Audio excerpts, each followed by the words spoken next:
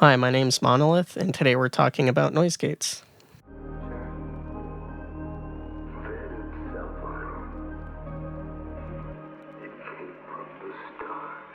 So, a little bit ago, I was browsing the internet looking for a better noise gate solution for me because I use guitar amp sims, and while the ones on amp sims are usually pretty decent, I feel like they don't really benefit me in the way that I need them to. I feel like they don't cater to the needs of my playing specifically. I'm very particular in what I like in tone and very keen on details. Well, this will work with Reaper, FL Studios, or any other DAW that has like routing capabilities within the mixing board, I guess, if you will. So yeah, let's get into it.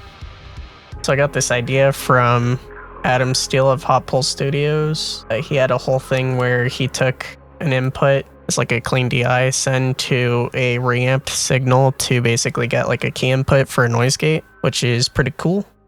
But I don't use real amps because I'm in my bedroom. So I kind of did some digging around the internet, couldn't really find anything. But I discovered upon another one of his videos about this plugin called the C-Blocker plugin, which is based off hardware noise gate that also utilizes like a key input kind of thing. I don't have the money to buy it, so I was just kind of like looking around and stumbled upon this comment that basically said you can do the same thing on one insert in Reaper. And he kind of explained it in the comment, but I got really confused. So I kind of just like labbed it out until I figured it out basically. And I got this really tight noise gate with literally no sound.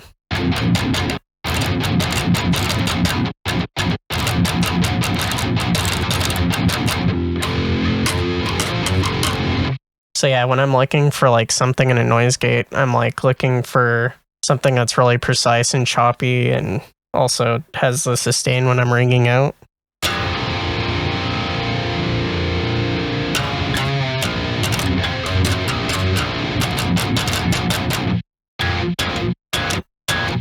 Yeah, you can virtually hear no computer noise. Also, when I mute with my left hand, you can't really hear the slapping or anything, so it's really clean. It does sound natural to an extent, but when you need it to be choppy and stuff, it really cleans things up, so that's cool. So I'm going to show you how to do this basically. So all of this is with free plugins basically. All you need is an amp sim. You can even have like a more of a complex chain with like a boost, amp sim, blah, blah, blah. The only thing that matters is the order of the gate and the other plugin that we're going to be utilizing to kind of split the signal and feed our noise gate the proper signal that we need. So we're going to do this free plugin from Aurora, which is Goblin. It's literally amp sim, boost, IR all into one of a 6505, I believe, something like that. So what we're going to do is we're going to add RiaGate, or you can get, I'll put this down below, you can get the Kilohertz noise gate for absolutely free. So we're going to get RiaGate, we're going to go to auxiliary input here, and we're going to drive up the threshold, so we're gating. And you're going to notice you're not getting any signal, and that is because on auxiliary inputs, it's taking the 3 and 4 outputs as the input. So we need to reroute the signal, so basically we're getting the actual signal that we're looking for, which is the 3 and 4 one. So basically it's feeding the clean DI into the signal, but also since the gate is after the amp, it's also pretty much gating after the amp as well. So it's utilizing basically more of an accurate representation of what we want to be gating. So we're going to get this thing called the channel router with polarity. This is going to go at the beginning of our chain. Output channels right here is going to be 3 and 4.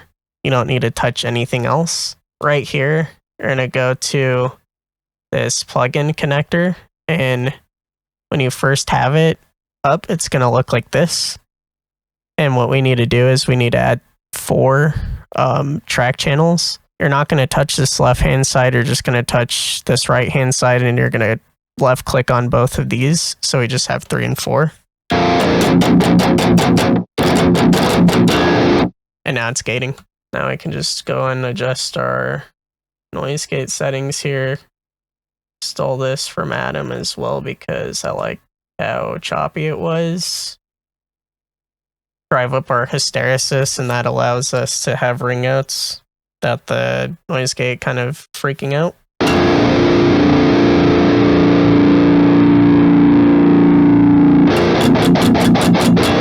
But yeah, a lot cleaner way to noise gate in my opinion. And if you do like a comparison of like that same thing, but at the beginning of the chain, kind of like how you normally would do, which it's just utilizing the neural noise gate right here. It's clean, but you can tell it's like fighting with me.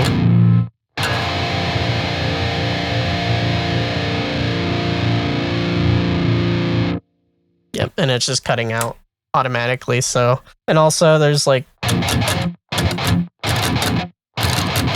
you can kind of hear when I slap the strings to it, and I don't like that. I need everything to be precise in my instance. So I'll show you how to do this with the Kilohertz plugin. So I'm gonna go ahead and clear everything out. We're gonna do Goblin again. So again, just put your amp sim right there. You're gonna get Kilohertz noise gate. Put it afterwards. The side chain thing works as the auxiliary input that we need. We're doing attack to 1, blah, blah, blah. 10, 11. Tolerance is our hysteresis knob. I'm going to turn off look ahead. So yeah, not getting any signal. So what we need to do is we need to go back to channel router with polarity. Now I'll make this 3 and 4. Just reset this just to kind of signify. Just gonna reset that just to kind of show you if we're just setting it up for kilohertz and it doesn't get confusing. So we're gonna click on the plugin pin connector again, and then we're going to go to 4. Take the first 2 off. But yeah, it should be getting signal now.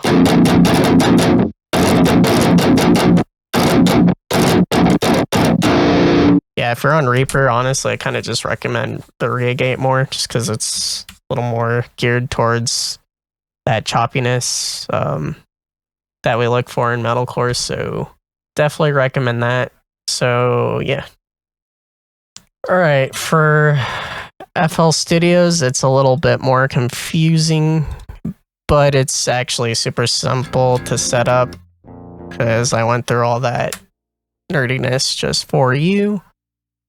So you don't have to. So we're going to be utilizing Patcher, which you can do lots of cool things with Patcher. I've actually made something kind of similar to Parallax because I needed to use less CPU when I was using bass tones to write with FL Studios. So you could do crazy stuff like that, sidechain different things together and just make crazy chains. But so yeah, we're going to load up Patcher on an insert, make sure our instrument line is going through. So we're hearing the DI, which is not happening. Oh, I'm stupid. That's because I have Patcher on and this is not connected. So yeah, before you load Patcher on, make sure your DI signal is going through. And then what we're going to do now is we're going to right click and we're going to add our amp sim or our chain of plugins. So you're going to do the same order from left to right, like your noise, or not noise gate, but your boost, your amp, and then IR loader, and then the noise gate, or you're just going to load in your plugin suite, no matter what you're using. Doesn't matter. All of it's the same. So we're going to do Goblin right here. Then we're going to take that off.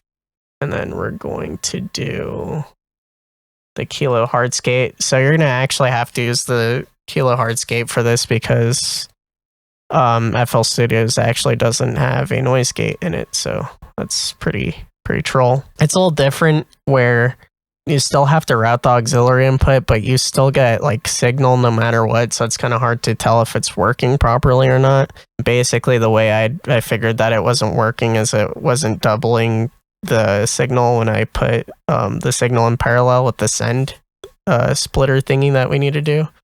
So I got that all figured out for you, so just connect these two together. Should gate, but it's after the amp, you know, has its drawbacks. But yeah, so we're gonna go to sidechain, put the auxiliary inputs on, and then what we're gonna do is utilize Fruity send, and we're gonna put the send to 3. Take this signal right here, put it back here, and then we need to right click on our noise gate here and add another input. And then now all we got to do is connect the input right here, double click on the noise gate, go to this cogwheel processing, and then turn this to 1. And now this is utilizing our DI signal into the auxiliary input. So